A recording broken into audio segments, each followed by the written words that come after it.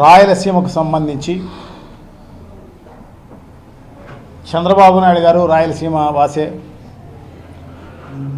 అలాగే ఇప్పుడు మాట్లాడుతున్న వాళ్ళందరూ అయ్యావుల కేశవ్ కావచ్చు, రామ్ గోపాల్ రెడ్డి ఎమ్మెల్సీ గారు కావచ్చు, వీళ్ళందరూ కూడా రాయలసీమ వాసులే.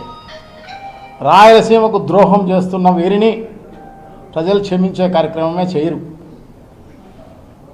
తప్పకుండా వీళ్ళు రిజైన్ చేసి రాయలసీమ ఇష్యూస్ పైన వైఎస్ఆర్ కాంగ్రెస్ పార్టీ మిగతా కలుపుకొని పోయే కలిసి వచ్చే పార్టీలతో కలిసి వచ్చే ప్రజా సంఘాలతో కలిసి చేస్తున్న ఉద్యమానికి వాళ్ళు కూడా పాల్గొనాల్సిన అవసరం తప్పకుండా ఉంది.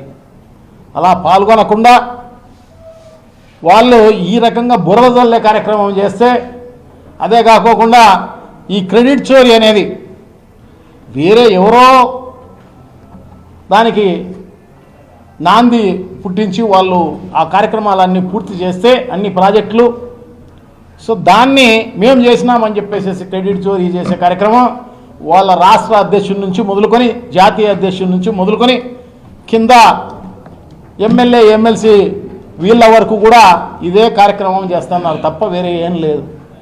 ఎందుకంటే మీడియా సపోర్ట్ ఉంది, సో తిమ్మిని బమ్మిని చేయవచ్చు అని చెప్పేసేసి వాళ్ళు ఆ రకంగా ప్రజలు మర్చిపోతారులే అని చెప్పేసేసి అనుకుంటూ ఈ రకంగా చెప్పే కార్యక్రమం చేస్తున్నారు. ఖచ్చితంగా ప్రజలు బుద్ధి చెప్పే కార్యక్రమం చేస్తారు. ప్రజలకు అన్నీ కూడా అవగాహన ఉంది. సో డెఫినెట్గా చరిత్రహీనులుగా మిగిలిపోయే కార్యక్రమం జరగబోతుంది అని చెప్పి తెలియజేసుకుంటున్నాం. ఎందుకంటే చంద్రబాబు నాయుడు గారి కాలంలో అన్ని రకాలుగా ఇంతకుముందు మా శ్రీకాంత్ రెడ్డి గారు మాట్లాడినట్టుగా సో తప్పకుండా అన్ని విషయాల్లోనూ ఇరిగేషన్ ప్రాజెక్టులను మొదలుకొని ఇండస్ట్రీసు అన్ని విద్యకు సంబంధించి వైద్యానికి సంబంధించి మిగతా అన్ని రకాలుగా రాయలసీమకు అన్యాయం చేస్తున్న వ్యక్తులు తెలుగుదేశం పార్టీ నాయకులు అని చెప్పేసి తెలియజేసుకుంటున్నాం.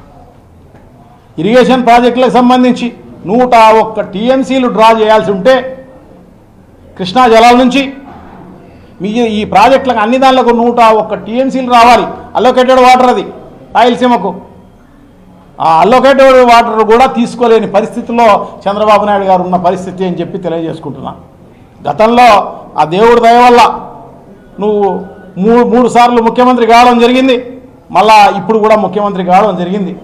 20 ఏళ్ల కాలంలో నువ్వు ఎన్ని టీఎంసీలు డ్రా చేసావు కృష్ణా జలాల నుంచి?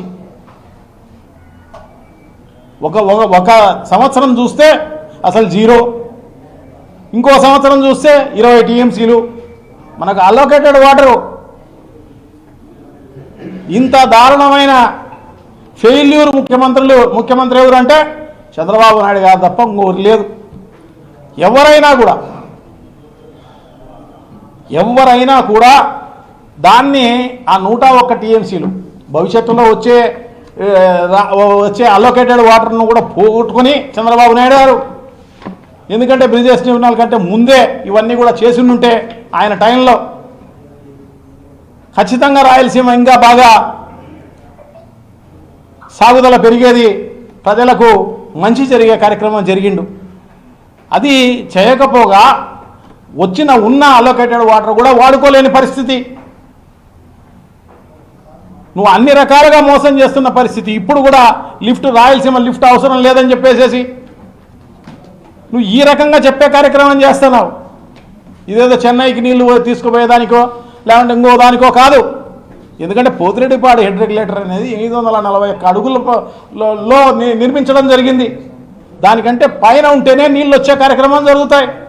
అందుకోసమే నువ్వు 20 టీఎంసీలు 10 టీఎంసీలు 5 టీఎంసీలు 40 టీఎంసీలు డ్రా చేసిన పరిస్థితి. జగన్మోహన్ రెడ్డి గారి టైంలో 175 టీఎంసీలు డ్రా చేసిన ఏకైక వ్యక్తి జగన్మోహన్ రెడ్డి గారు అని చెప్పి తెలియజేసుకుంటున్నా.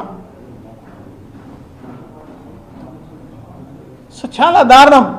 ఎందుకంటే అవతల నువ్వు పరిపాలించే టైంలో అన్ని రకాలుగా ఇరిగేషన్ వ్యవస్థనే నాశనం చేసిన పరిస్థితి. కృష్ణా జలాలే కాదు, గోదావరి జలాలు అయితేనేమి అన్ని జలాలను ఈ రాయలసీమకే రాకోకుండా చేసిన వ్యక్తి ఎవరు అంటే చంద్రబాబు నాయుడు గారు.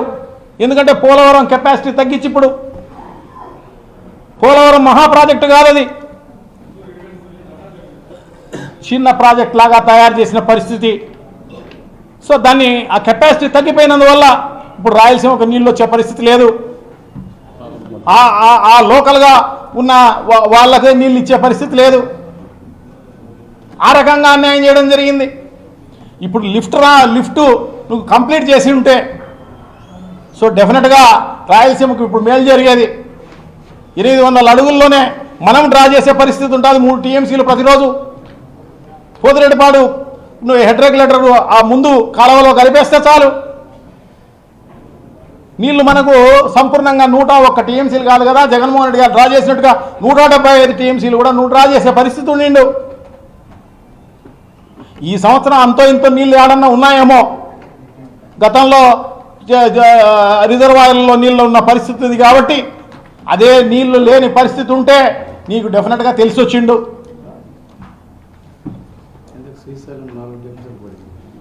శ్రీశైలం ఇప్పుడు డెడ్ స్టోరేజ్లో ఉంది. 40 టీఎంసీ అంటే 40 కంటే 840 కంటే తగ్గిపోయింది.